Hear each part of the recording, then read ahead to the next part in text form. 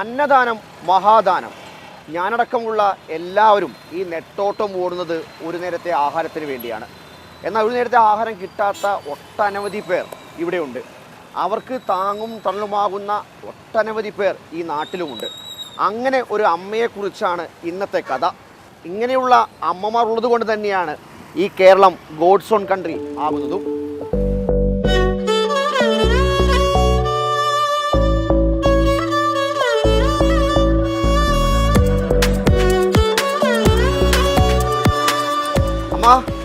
എന്തോ റെഡിയായോ? Ready ആയിക്കൊണ്ടിരിക്കുന്നു. Special എന്താ? ഇന്ന് സ്പെഷ്യൽ പായസം ഉണ്ട്, പപ്പടം ഉണ്ട്. പപ്പടം കറി എന്തൊക്കെയാ? അവിയലോ? അവിയലുണ്ട്, അവിയലുണ്ട്, പുളിശ്ശേരി, മാങ്ങ അച്ചാറ്. ഇനി ഇത് കൊടുത്തു തീരുന്നവരെയും ചിരിച്ചോണ്ടിരിക്കും.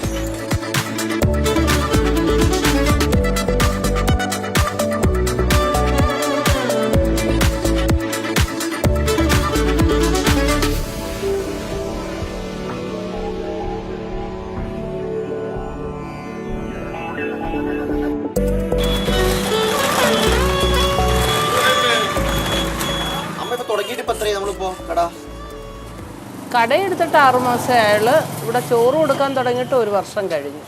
ഈ കടയുടെ തിണ്ണയിൽ വെച്ചായിരുന്നു കൊടുത്തുകൊണ്ടിരുന്നത്. അപ്പം കാറ്റും മഴയും വെയിലും എല്ലാം കൂടെ ആയപ്പോഴത്തേക്ക് അത് കൊടുക്കുന്ന ബുദ്ധിമുട്ട് കൊണ്ട് പിന്നെ ഈ കട വാടകയ്ക്ക് എടുത്തത്.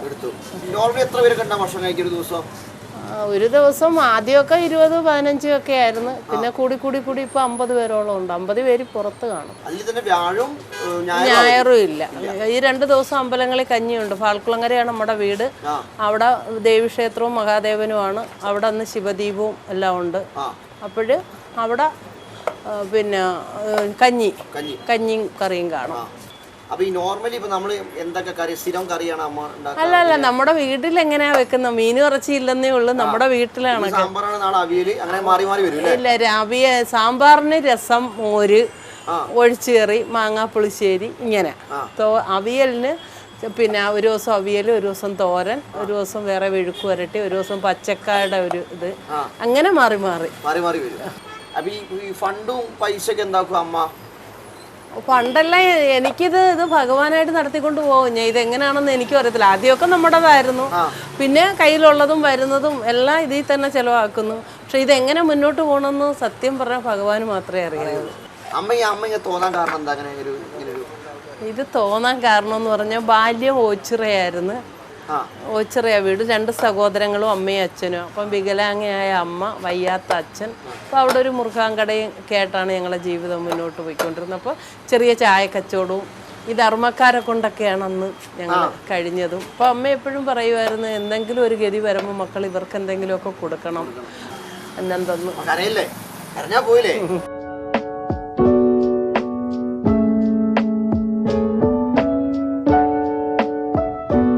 ഈ കല്ലുംതാഴെ വന്നു കഴിഞ്ഞാൽ വ്യാഴവും ഞായറാഴ്ച ഒഴിച്ച് എല്ലാ ദിവസങ്ങളിലും ഈ ഭക്ഷണം അമ്മ കൊടുക്കും.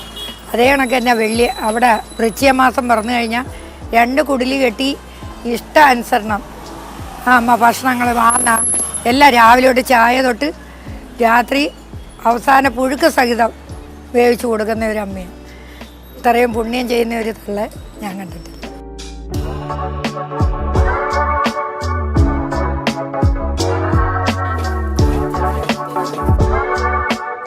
ബാബനെ ചോറ് കഴിക്കും. കുറച്ചേ ഉള്ളൂ. ഗുരുവായൂർ പുളിശ്ശേരി അവനെ. നമ്മുടെ കൈപുണ്യം എല്ലാത്തിനും കൈപുണ്യം കേട്ടോ. അച്ചാർ അമ്മ ഇട്ടുന്ന അല്ലെ വാങ്ങുന്നോ? അല്ലേ ഗംഭീരം. അച്ചാറാ ഗംഭീരം.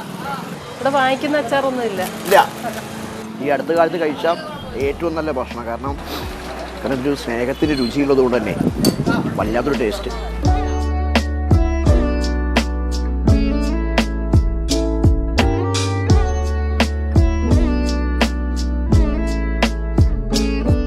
കഴിഞ്ഞിട്ടില്ല മോനെ, പായസം ഉണ്ട്. ഓക്കേ, സേമിയ. നല്ല ചൂട് പായസം. പായസം എല്ലാ ദിവസവും ഉണ്ടാവാറില്ല. ചില ദിവസങ്ങളൊക്കെ പായസം കൊടുക്കും. എന്നാലും ഒരു 2 കൂട്ടം കറിയും അച്ചാറും പപ്പടും അധിക ദിവസവും ഉണ്ടാവും. ചോറ് കഴിച്ചോണ്ട് പോവാം കേട്ടോ, കുഞ്ഞുങ്ങളെ പറഞ്ഞേ ചോറ് കഴിക്കാം. കാരണം ഇന്നത്തെ കാലത്തൊക്കെ ആൾക്കാർ ഇങ്ങനെ സ്വന്തം സമയം മാറ്റി വെച്ച് കയ്യിൽ നിന്ന് പൈസ ചിലവാക്കി കുറേ പേർക്ക് ഭക്ഷണം കൊടുക്കുക എന്ന് പറയുന്നത് വലിയൊരു പുണ്യം തന്നെയാണ് അമ്മ ചെയ്തുകൊണ്ടിരിക്കുന്നത്. അമ്മ സാമ്പത്തികമായിട്ട് വന്ന് പണമായിട്ടൊന്നും വാങ്ങുന്നില്ല, പക്ഷെ അരിയായിട്ടും അങ്ങനെ ഭക്ഷണ സാധനങ്ങളെല്ലാം എത്തിച്ചു കൊടുക്കാൻ അമ്മ സ്വീകരിക്കും. അപ്പോൾ എക്സാക്ട് ലൊക്കേഷൻ പറയുകയാണെങ്കിൽ നമ്മൾ തിരുവനന്തപുരത്ത് വരുവാണെങ്കിൽ ബൈപ്പാസിൽ, കൊച്ചിക്കുന്ന് ബൈപ്പാസിൽ കല്ലുംതാഴത്തുനിന്ന് ലെഫ്റ്റ് സൈഡിലാണ് ചെറിയ കട. കടയുടെ പേര് അതിജീവനം എന്നാണ്. പേര് പോലെ തന്നെ അതിജീവിക്കുകയാണ്. ഇതാണ് കേരളം, വല്ലാത്തൊരു നാട് അല്ലേ. അപ്പോൾ എന്തായാലും അടുത്തൊരു എപ്പിസോഡ് വീണ്ടും കാണാം. അതിലേക്കും ബൈ.